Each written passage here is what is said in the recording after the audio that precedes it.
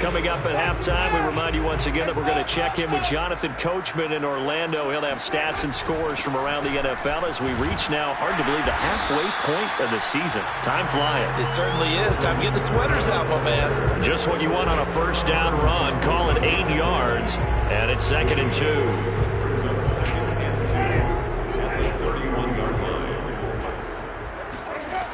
Now Winston. Over the middle, complete. It's Johnson. And he gets this one inside the 15, just a yard or two shy of the 10. Good strong throw and catch right there. And so far in this game, the alleys have been open for them to get completions, and they're taking advantage of it. Now a 1st and 10 at the 11. A give. This is Kamara. And he's going to be brought down just shy of the 5 at the 6. Frustrating for a defense, energizing for an offense. Finding a way to create that type of yardage in your running game, that'll make the guys carrying the ball very, very happy. And that is incomplete. Nearly intercepted. The free safety couldn't quite get his hands around it, and it brings up 3rd down. They come up now 3rd and 5 following the incomplete pass.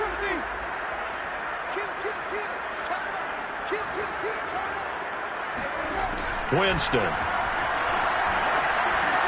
Looking for Thomas. He's got him. Touchdown, New Orleans.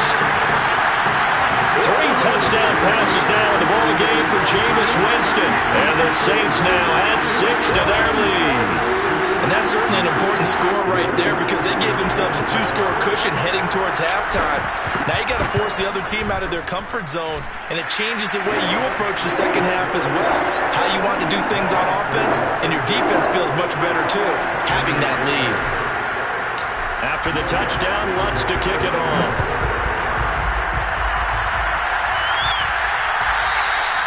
And that one will bounce out of the back of the end zone, so we will start here at the 25.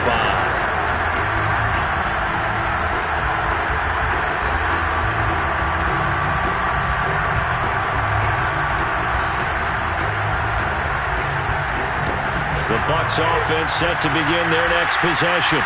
And with them down 2 scores, you wonder if they might try and put something together, even if it's just to get into field goal range. Trying to shake off the interception from the last drive. He'll look to throw. And he'll be hit as he releases it, and that'll fall incomplete.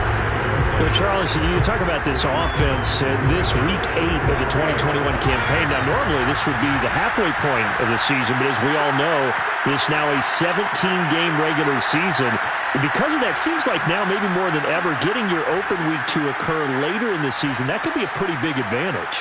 Brandon, it's always been a big advantage, and now, as you pointed out, the possibility of it becoming huge, likely. Most teams want that later open date because of injuries, getting that rest before the playoff push, all of those things. Sometimes when you get an open date early in the season, it's not very much of an advantage. You might be playing well, now slows down your momentum. This is a big deal, and teams definitely like it. The later, the better. So back-to-back incompletions, and that has them staring at a 3rd and 10. Working from the gun, it's Brady. And he'll let one go deep for Howard. A contested ball here, and it's going to be caught. Now the Bucs going to use the first of their timeouts as the clock will stop with just under 30 seconds to go in the first half.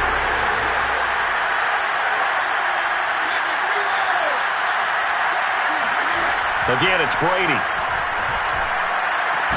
And that is incomplete. Well, the incompletion, yes, but maybe here not the worst thing in the world? No, not on 1st and 10. Actually gives them a chance to regroup, relax just a little bit. They huddle up, talk it over. Then they get a chance to continue their drive.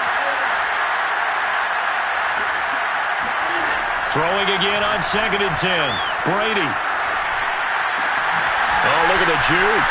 Wrap up. Still moving. And he will reach the 8-yard line before going out. A big play that time through the air. 31 yards.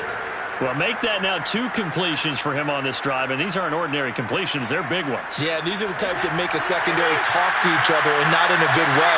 Oftentimes pointing fingers. Hey, who's got him? Someone cover it.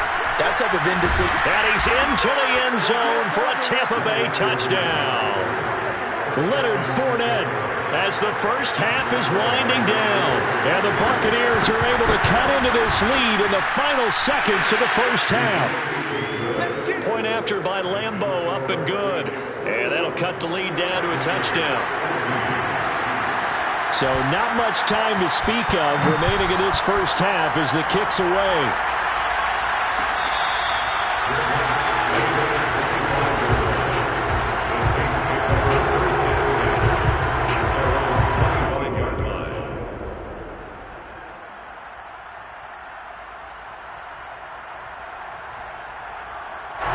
Getting set for their next drive, the New Orleans offense.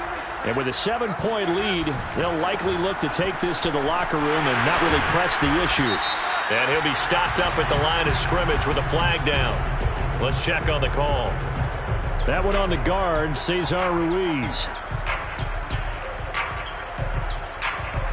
So following the hold, they're in a bit of a hole here with a 1st and 20. Off the play fake, Winston. Flushed out right. And he's taken down. Back at his own 7. So we are at halftime here on Halloween. As we'll get you over to Orlando, where standing by is Jonathan Coachman. He has our EA Sports halftime report. Both teams going through their final halftime adjustments. We're about ready to get back to football. And to bring you the second half from the Superdome, let's go back to Brandon and Charles. All right, Coach, thanks. Yeah, both teams likely to make some changes in what's been a closely fought battle to this point. A touchdown, the differential, a 7-point game as we get back underway in quarter number 3. They'll elect to bring it out here from the end zone. And beyond the 20, but not by much. In fact, just a yard pass there to the 21. The Bucs offense set to begin their next possession. And they're still very much in this game, although they do trail. What's the game plan, Charles, for the second half? It might be a little counterintuitive because most people will think losing equals passing the ball more, but I'd establish the running game. They kind of went away from it in the first half. I think if they get back in balance, it'll help them when they put the ball back in the air. Second down, back to Fournette, and he'll get it up to the 33-yard line. Second and inches is oftentimes an invitation for an offense coordinator to take a big shot downfield because he feels like he can come back on third down and pick up the first down. But sometimes you just don't want to break tendency. Stay with what you are, stay with who you know, and go get the first down. That's exactly what they did. So they'll come up 1st and 10 now from the 33.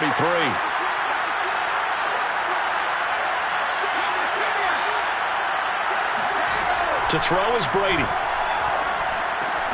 Looking left side, and he's got him in. That's Howard. And he slips up past the 45 before being tackled. A couple of first downs right in succession, and this is an offense that could really use a good drive, and they're off to a fast start here.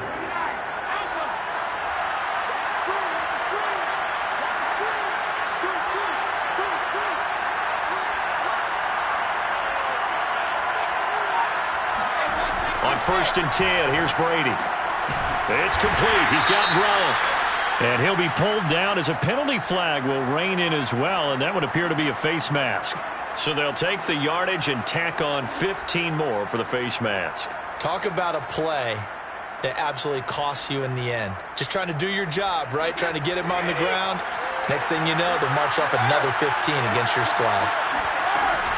After the penalty, it's Fournette. And he's going to get this inside the 30. 57 yards rushing now on 8 carries for him so far. They're making it look easy out there. Another first down. So far on this drive, let me do this little bit of math here. 4 plays, 3 first downs. That's a pretty good recipe for success.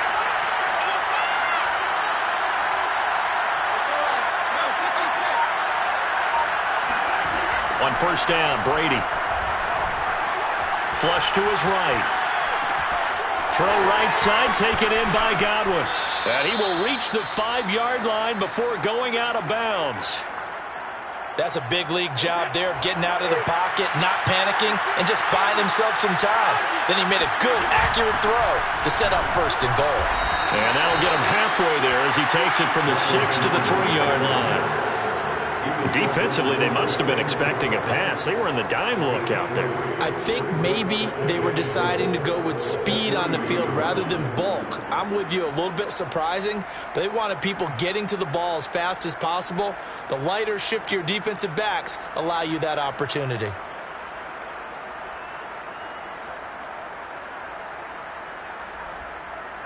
So the ball position now at the 3. Here's 2nd and goal. Fournette. And he's into the end zone. Touchdown, Buccaneers. Leonard Fournette with his 14th touchdown of the year, 2nd of the game. And the Buccaneers are an extra point away from tying up this football game. Extra point tacked on by Lambeau. And that will tie our game here in the 3rd. So all square here in this 3rd quarter as the kick's away.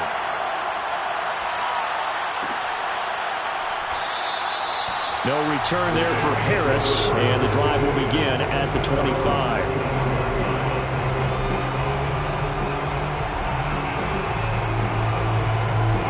The Saints offense on the field, ready to get their drive started.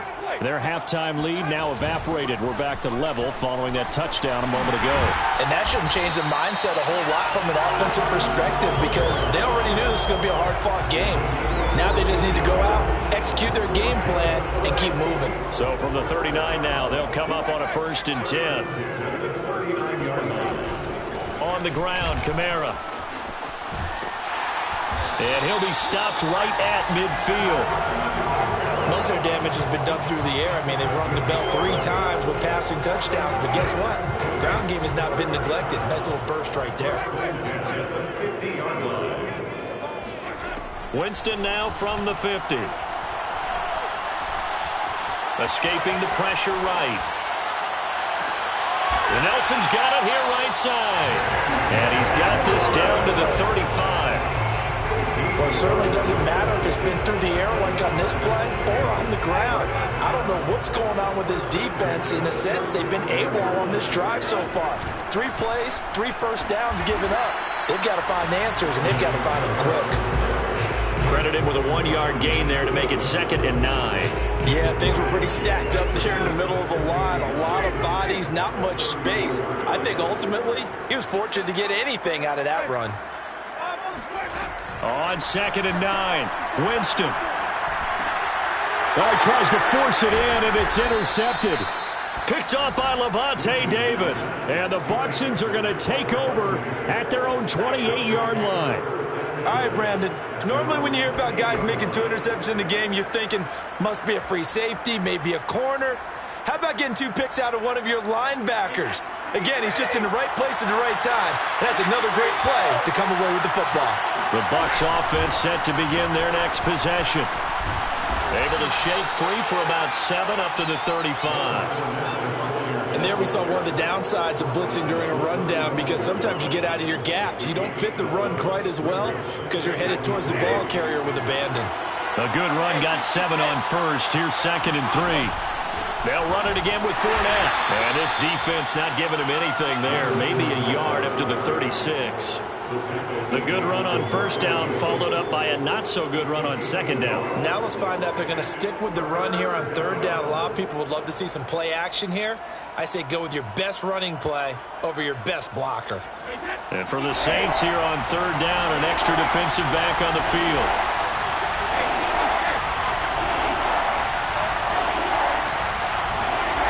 Here's Brady. They'll swing this out to Fournette. And he's going to have a first down as he's brought down at the 44-yard line.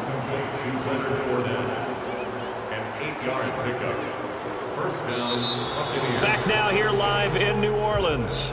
And that is going to do it for this 3rd quarter of action. You're watching the NFL on EA Sports.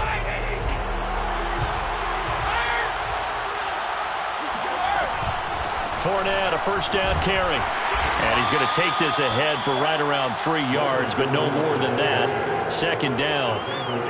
Yeah, I don't know if it's exactly a win-win, but if you're on offense, you'll take that kind of a run, all right? It was kind of stacked up, found a little bit of yardage, and frankly, they're pretty close to staying on schedule on offense. The playbook is still open for the coordinator. Meanwhile, Brady's throw complete here, pulled in by Howard. I got a kick out of that one, partner. You and I talk often about trying to hide receivers in certain situations, but a guy of his size can't really hide him. But the tight end drag route, definitely an effective way to sneak him across the formation for an easy completion and a first down.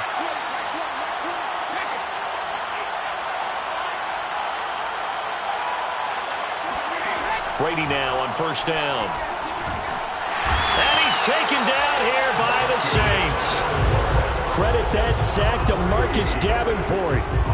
And that sack, Charles, just looked like a case where a speedy defensive end is a little bit quicker than the offensive tackle. Yeah, it makes it difficult for a tackle to determine what exactly to do. Do you do the kick slide and try and get back in the pocket and meet him there? Do you meet him on the line of scrimmage where they call a quick set?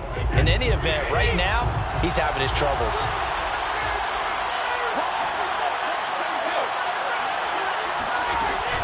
On second down, here's Fournette. And he's going to take this across the 50 and into Saints territory. A field goal from this spot likely out of the question. They've got to get closer here on third down.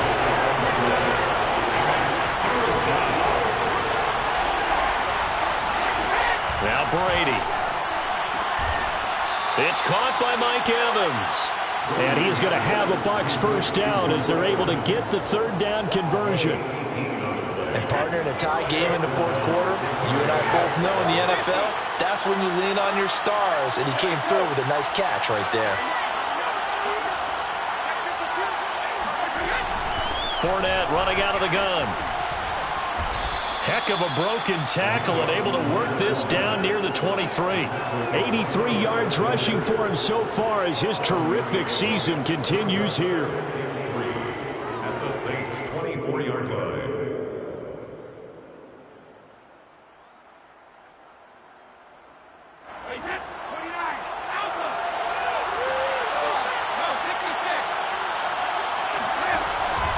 Fournette once more on second down. And they'll work it inside the 15-yard line before it's all said and done. Oh, that's one to warm the hearts of all those old-school football players, isn't it? Tough, hard, gritty run, got behind his pads, bowled over a few people. Look at that one, right up the gut. Saw it through three quarters, no reason to lighten up now. Out of the pistol, it's Fournette. And the result here, a pickup of 8. Leaves him with 2 to go on second down. Well, partner, I know this type of running back. I mean, this size, this intensity usually gets better as the game goes on. I can just tell you from experience, the first few quarters, oh, you're eager. You come running up there, I'm going to tackle this guy. By the fourth quarter, you're coming up and thinking about it. And D-line wearing down fourth quarter. Yeah, that's not a guy they want to see consistently. 8 yards the gain on that last run. Here's second and a couple.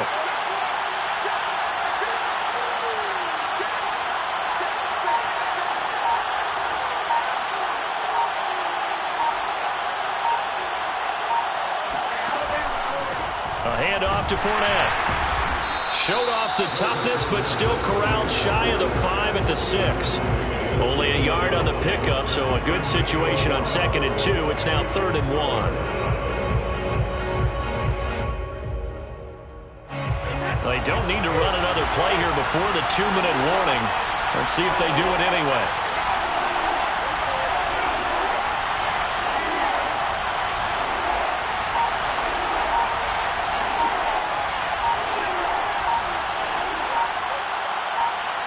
Getting down to the good stuff. All tied with 2 minutes remaining on EA Sports. So it's Buccaneer football as we welcome you back. And they're facing a big third down now in this tie ball game. And he's into the end zone for a Tampa Bay touchdown. Leonard Fournette, a 6-yard touchdown run. And the Bucs are going to take the lead.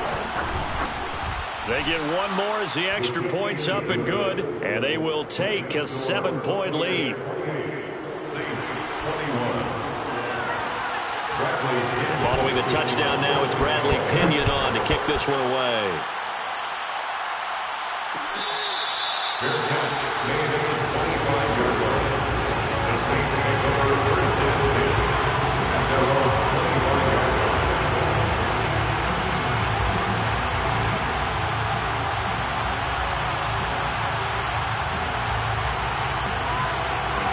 Getting set for their next drive, the New Orleans offense.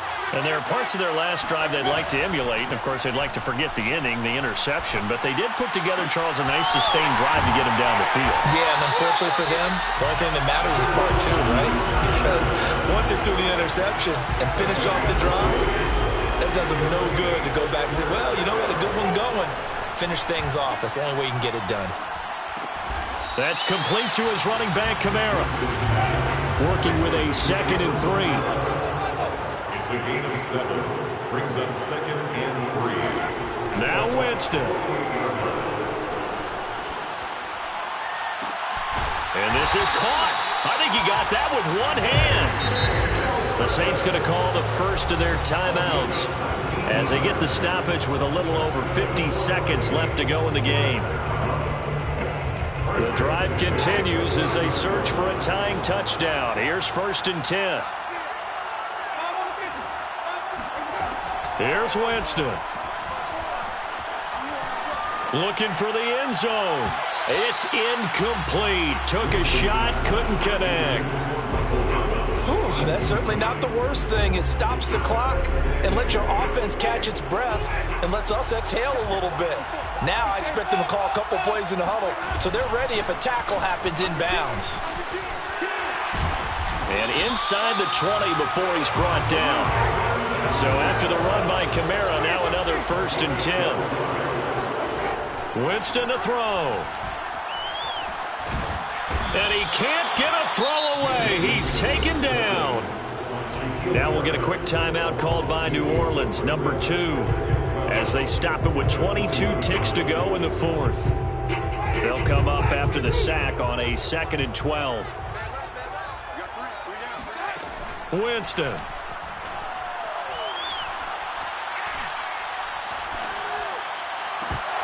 And that is incomplete. Down to 15 seconds now.